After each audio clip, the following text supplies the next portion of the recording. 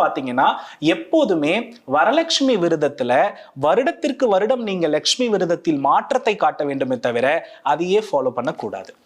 இப்ப உதாரணமா ஆரம்பத்துல ஒருத்தவங்க படத்தை வச்சு வரலட்சுமி விரதம் ஆரம்பிக்கிறாங்கன்னா அடுத்த வருடம் அது கலச வடிவாக மாறணும்.